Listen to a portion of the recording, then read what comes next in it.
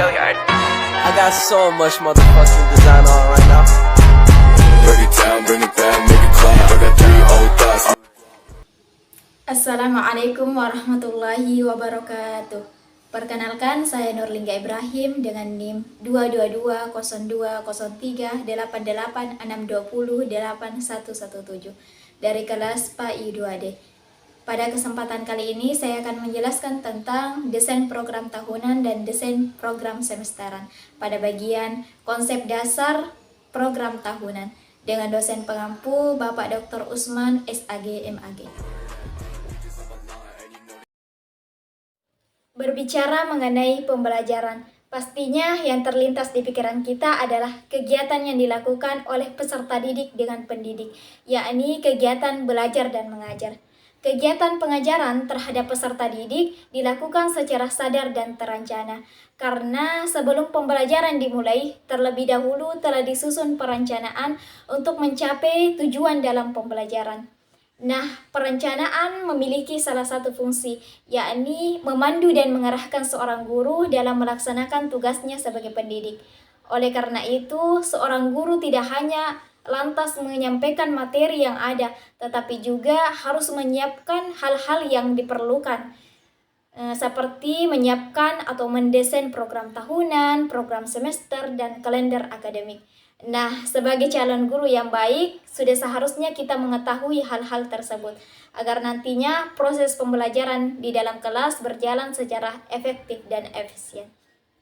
Nah, pada video kali ini, saya akan membahas tentang konsep dasar program tahunan.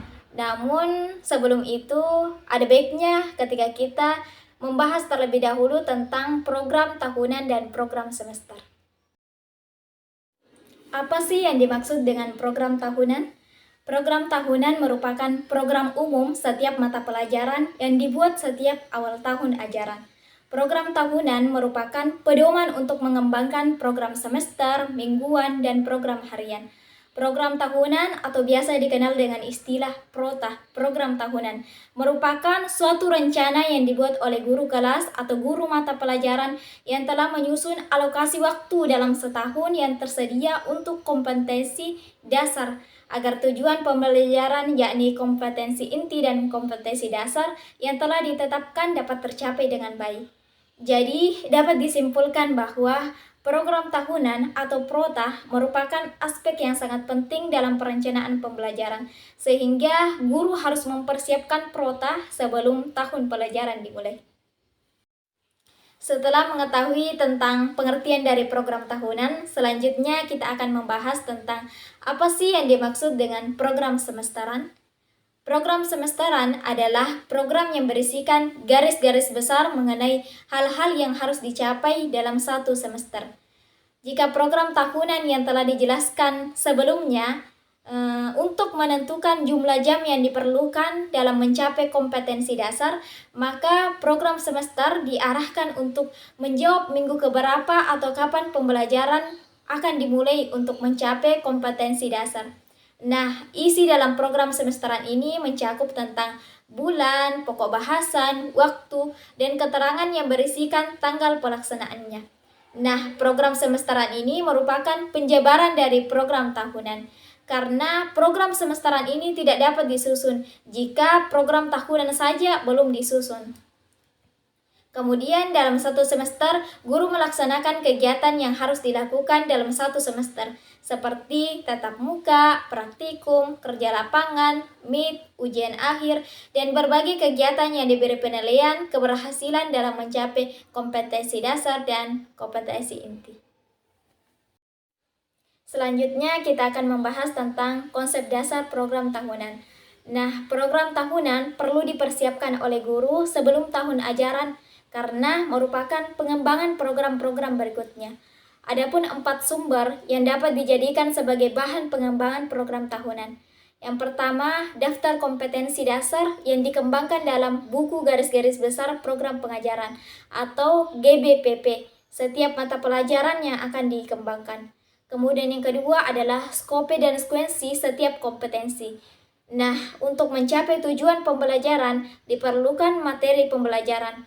Materi pembelajaran tersebut tersusun dalam pokok-pokok bahasan dan sub-pokok bahasan yang mengandung ide-ide pokok sesuai dengan kompetensi dan tujuan pembelajaran.